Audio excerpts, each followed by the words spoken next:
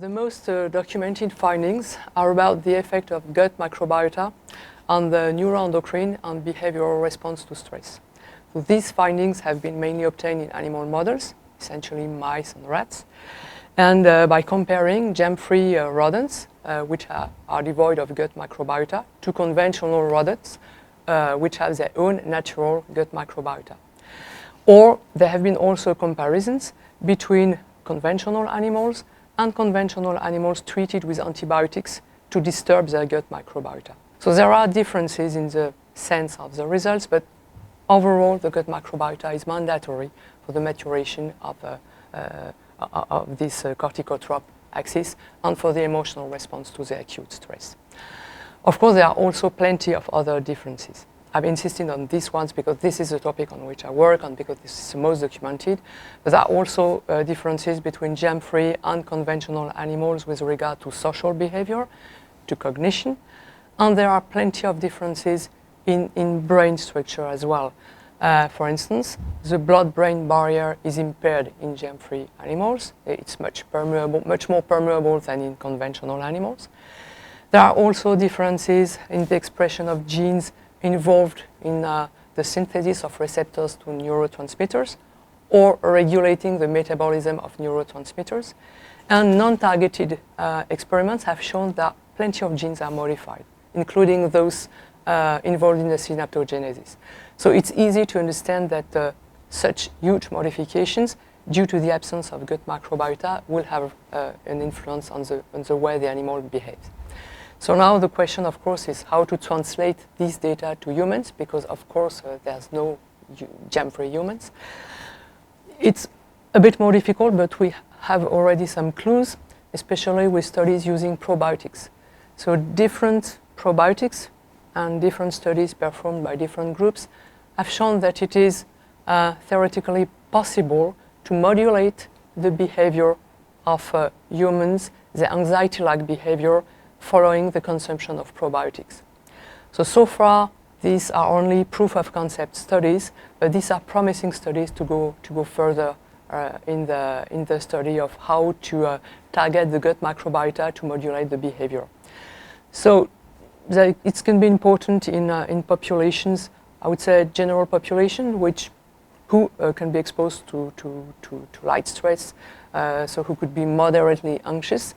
It could be important too for people who suffer really from diseases such as a generalized anxiety disorder or mood disorder, and targeting the gut microbiota could be in the future an adjunctive therapy to the existing treatments.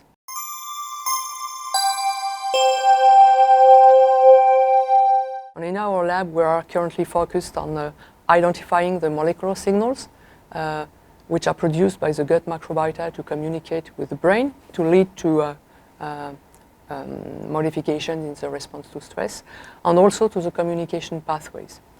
Of course, the gut brain axis has been known for a long time, so it's not surprising that the gut microbiota participates to this axis. But there are plenty of signals that can be produced by the gut microbiota, and especially plenty of metabolites. And several studies on metabolomics, that is comparing the chemical species which circulate in the blood of germ-free animals and conventional animals, have shown in particular that there are specific metabolites produced by the gut microbiota from aromatic amino acids like tryptophan or tyrosine or phenylalanine, which are specifically produced by the gut microbiota and circulate in the blood of conventional animals. And we have been particularly interested in the metabolism of tryptophan, and we have identified a metabolite of tryptophan, which is indole, and we have shown that this metabolite is able to induce an anxiety-like behavior in animals. And furthermore, we have identified two communication pathways. One more or less known already, because indole, when it is produced by the gut microbiota in the intestine, is then absorbed and transformed into oxidized derivatives which can reach the brain. This has been known for years. And this has been known for years that these metabolites are able to trigger anxiety in rodents. But in addition, we have shown that indole was able to stimulate the vagus nerve. So it seems that from one molecule, we have at least 2 communication pathways leading to an anxiety-like behavior. Of course, there are still plenty of things to decipher to understand how it works. There is a general consensus around these kind of molecules, not to forget other ones, of course. There are also short-chain fatty acids, for instance, which are the main metabolites of gut microbiota, and there are nice studies showing that are able also to induce modification in the brain. The gut microbiota is also able to produce neurotransmitters. They probably don't act on the brain itself, but probably locally on the enteric nervous system, and then through the vagus nerve could have an influence on the brain.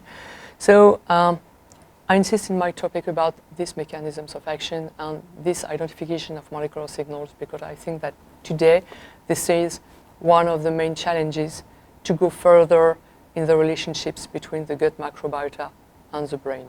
Now we know that gut microbiota has an influence. We have to understand how it works, and it will be the challenge one of the challenges in the future.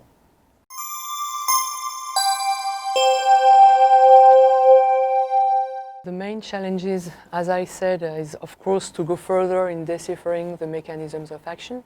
That is, what microbiota-derived molecular signals initiate the communication between gut microbiota and the brain. What are the communication pathways? I've talked about the vagus nerve, but also the fact that metabolites can be absorbed and then reach the brain via the bloodstream.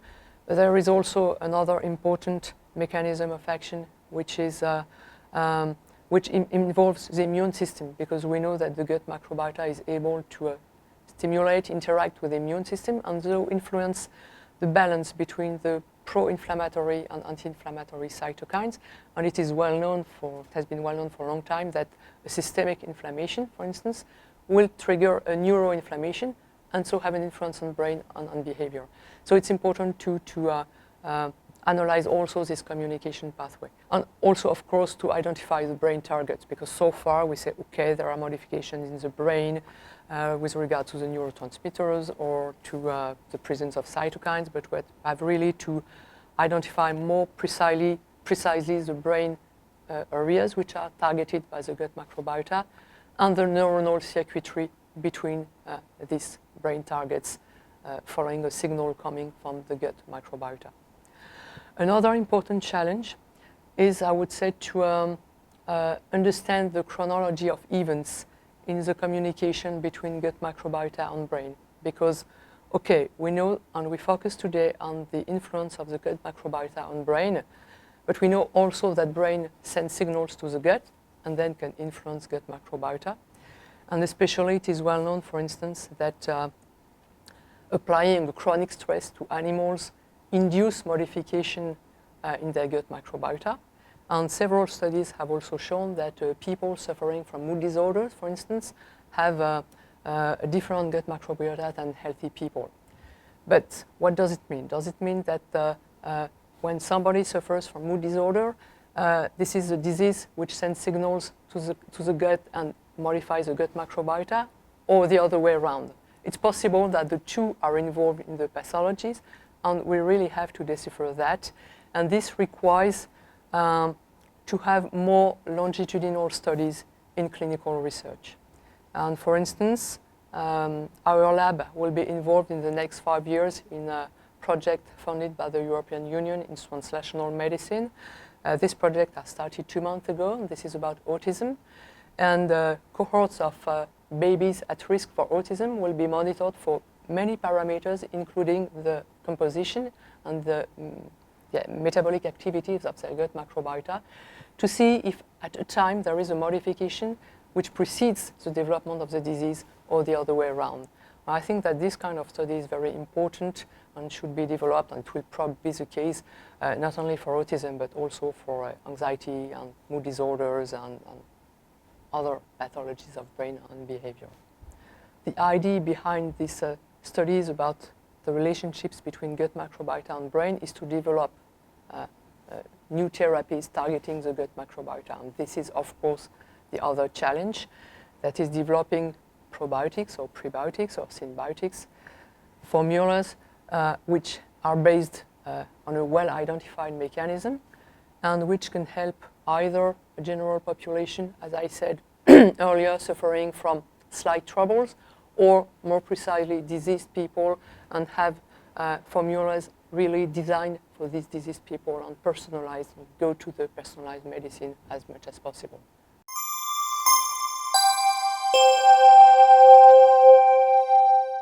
There are currently many new directions. One is based on the fact that so far, in studying gut microbiota in relation with brain but also with other organs, most of the researches have been focused on the bacterial population of the gut microbiota. But there are other types of microorganisms in the gut microbiota. There are archaea, there are viruses, there are fungi, and this is an emerging field of research to try to identify these other components, to study their interaction with the bacteria, and to study their involvement in what so far we have mainly attributed to the bacteria in the influence of gut microbiota on the physiology in general, on brain in particular. We mustn't forget that there is not a microbiota only in the gut. There are microbiota on many epithelial surfaces in the body. And it is also possible that these other microbiota interact with the physiology in general.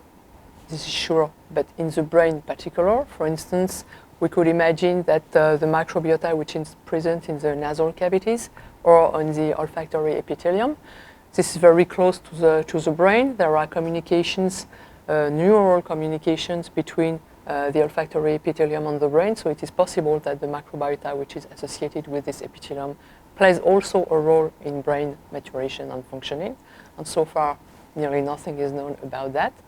So these are other directions to be taken to have a broader view of the influence of microbiota in general, commensal microbiota on brain and on other organs.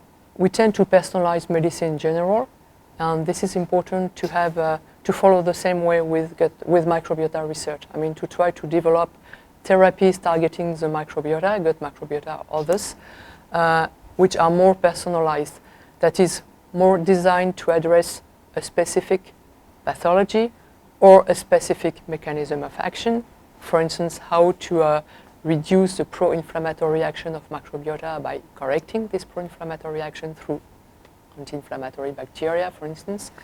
So try to tailor really specific therapeutic strategies to adapt to the persons and to its disease, whether it is a brain and behavioral disease or something else.